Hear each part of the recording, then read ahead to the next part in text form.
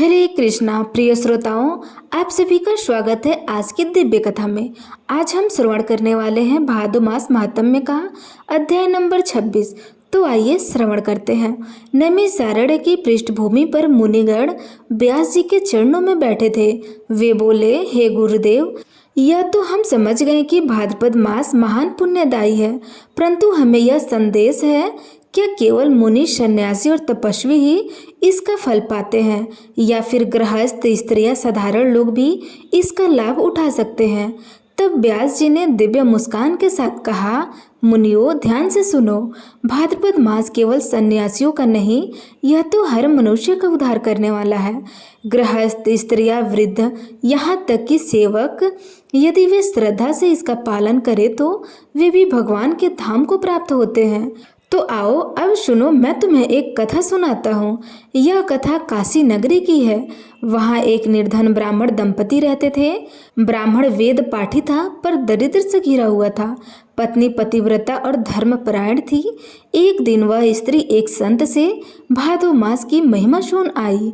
संत ने कहा, माता, इस मास में व्रत, पूजन, कथा श्रवण और दान करने से जीवन के पाप नष्ट हो जाते हैं, और जो भी दरिद्र इस मास का पालन करता है उसके द्वार पर लक्ष्मी स्वयं आकर निवास करती है। वह स्त्री हृदय से प्रभावित हुई और निश्चय कर लिया कि पति सहित पूरे मास का पालन करेगी।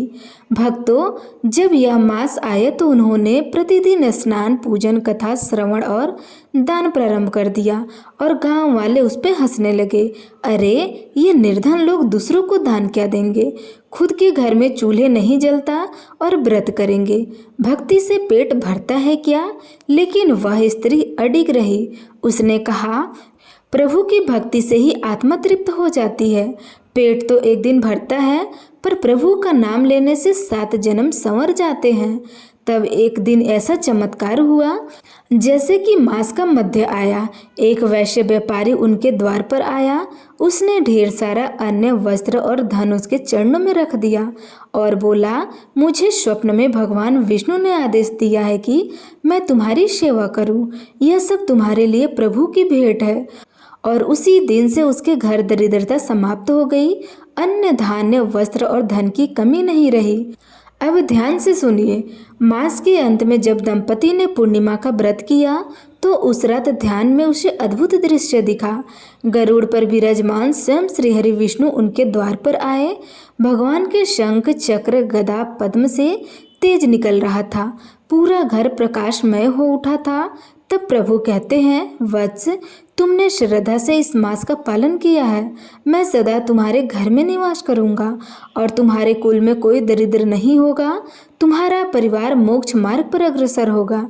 तब व्यास जी कहते हैं, हे मुनियों, यही प्रमाण है कि भादो मास केवल सन्यासियों के लिए नहीं बल्कि हर वर्ग के लिए कल्याणकारी है।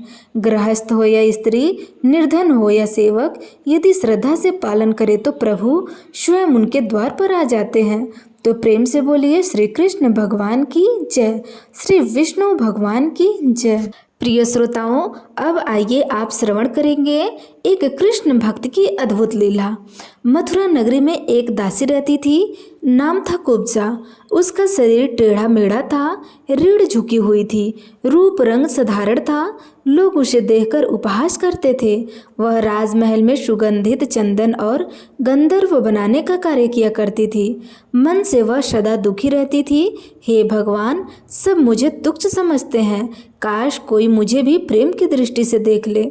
एक दिन कंस के आदेश से मथुरा की गलियों में जब श्री कृष्ण और बलराम प्रवेश कर रहे थे तो कुब्जा सुगंधित गंध लिए मार्ग में मिली।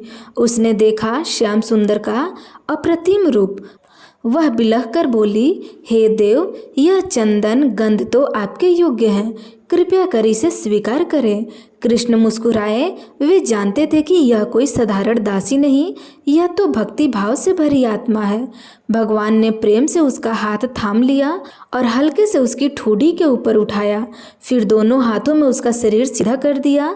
देखते ही देखते वह कुब्जा, जो टेढ़ी मेढ़ी थी, अत्यंत सुंदर, आकर्षण और सुगंध से भरी युवती बन गई। कुब्जा आनंद से भर उठी और वह बोली, प्रभु आज मेरा जीवन धन्य हो गया। अब मेरा तन मन सब आपका है।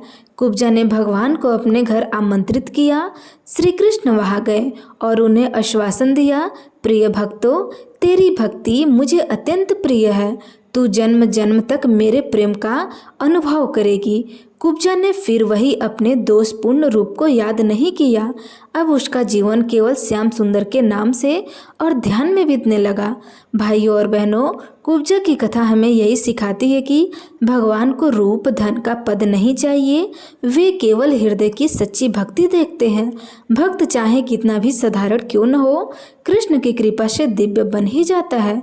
तो प्रेम से बोलिए श्री कृष्ण भगवान की जय।